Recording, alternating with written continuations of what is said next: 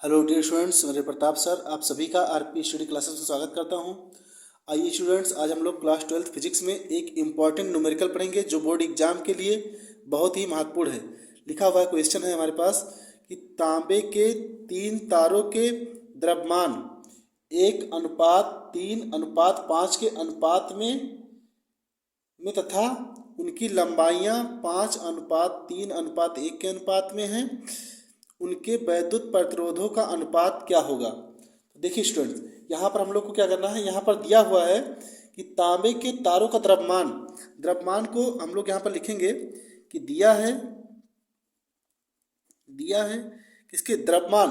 देखिए 3 तार हैं, तो एक तार का द्रव्यमान अगर m1 मान लिया जाए, एक तार का द्रव्यमान m1 और एक तार का द्रव्यमान क्या मान लीजिए m2 और एक तार का द्रव्यमान m3। ठीक, इसके द्रव्यमान का अनुपात m1 अनुपात m2 अनुपात m3 कितना दिया हुआ है 1:3:5। ठीक, तो यहाँ पर लिखा हुआ 1:3:5। ठीक, अब देखिए कह रहा उनकी लंबाइयों का अनुपात 5:3:1 के अनुपात में है। तो लंबाइयों को हम एक मान लीजिए L1 और L2 L3। ठीक, तीनों तारों का जो लंबाई है L1 अनुपात L2 अनुपात L3, ये कितना दिया हुआ है, ये दिया हुआ है 5:3:1। ठीक है। अब यहाँ पर हमको क्या करना है, उनके वैद्युत प्रतिरोधों में अनुपात है, यानी R1 अनुपात R2 अनुपात R3 निकालना है। क्या निकालना है, R1 अनुपात R2 अनुपात R3, ये हमको क्या करना है, कैलकुलेट करना है। ठीक, देखिए हम जानते हैं एक सूत्र क्या होता है कि R बराबर होता है rho into L upon A, जहाँ पर R क्या है, तार का प्रतिरोध है, रो क्या है, विशिष्ट प्रतिरोध है, L क्या है, तार की लंबाई है, और A क्या है, क्षेत्रफल है। ठीक, देखिए यहाँ पर हम लोग एक सूत्र और जानते हैं क्या, कि घनत्व D बराबर होता है क्या, द्रव्यमान m बटे आयतन B। ठीक, घनत्व D बराबर द्रव्यमान m बटे आयतन B। ठीक, अब इसको D बराबर हम लोग लिख सकते हैं m, और B क्या होता है, आयतन। देखिए आयतन में लंबाई चौड़ाई और ऊंचाई होती है। क्या होती है, लंबाई चौड़ाई और ऊंचाई, यानी अगर क्षेत्रफल को लंबाई से गुणा कर दिया जाए तो क्या आता है, आयतन आता है। अब देखिए यहाँ से यदि क्षेत्रफल निकालें, A का मान निकालें, तो क्या हो जाएगा m, और ये D कहाँ पर आ जाएगा, यहाँ पर आ जाएगा, ये D इंटू L।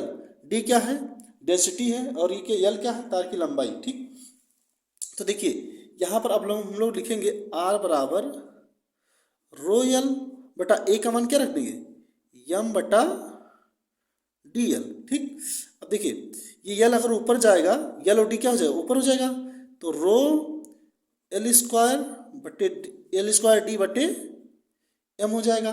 ठीक, ये हो गया, क्या हो गया, R बराबर रो क्या विशिष्ट प्रतिरोध है, L स्क्वायर D बटे M क्या है, द्रव्यमान है। ठीक, अब देखिए अगर हम लोग R1 निकालें, यहाँ से क्या निकालें, R1, अगर R1 यहाँ से निकालेंगे तो R1 बराबर क्या लिख सकते हैं, देखिए रो तो सबका विशिष्ट प्रतिरोध वही रहेगा, और लंबाई क्या है तार का L1, और D क्या है, डेंसिटी है, D को ऐसे रखिए, सबका रहेगा सेम, और द्रव्यमान को क्या लिख दीजिए M1 R1 के लिए। अब ऐसे जब R2 निकालेंगे तो R2 क्या हो जाएगा, रो और L2 तार की लंबाई, और D क्या डेंसिटी, वैसे वही रहेगा सबका सेम, और द्रव्यमान क्या हो जाएगा M2।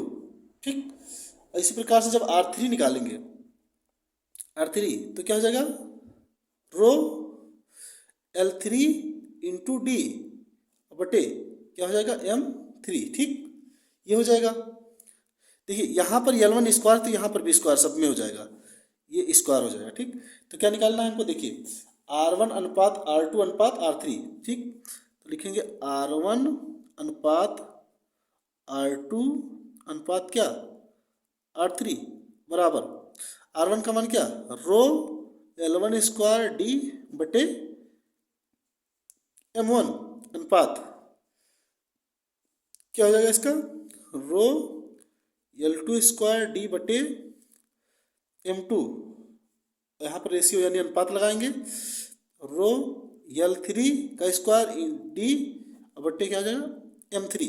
अब देखिए रो रो सब में है तो रो से रो कैंसिल हो जाएगा क्योंकि अनुपात में है, तो क्या हो जाएगा, और डी से डी भी इस तीनों में क्या हो जाएगा, कैंसिल हो जाएगा। तो यहाँ से क्या बचेगा, यहाँ से बच जाएगा L1 स्क्वायर बटा M1, और क्या बचेगा, ये बच जाएगा अनुपात, रेशियो लगाएंगे, ये हो जाएगा L2 स्क्वायर बटा M2 हो जाएगा। यहाँ से क्या बचा, रेशियो L3 स्क्वायर बटा M3, जिसका मान हम लोग जानते हैं L1 L2 और L3 का अनुपात यहाँ पर दिया हुआ, देखिए L1 L2 L3 का, M1 M2 L3 का, ठीक।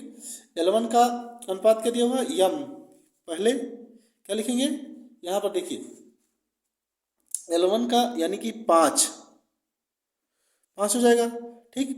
और M1 का मान क्या, ये L1 स्क्वायर यानी 5 का स्क्वायर हो जाएगा, अब बटे देखिए M1 का मान क्या हो जाएगा, 1 हो जाएगा, M1 का मान 1 ऊपर दिया हुआ है, ठीक।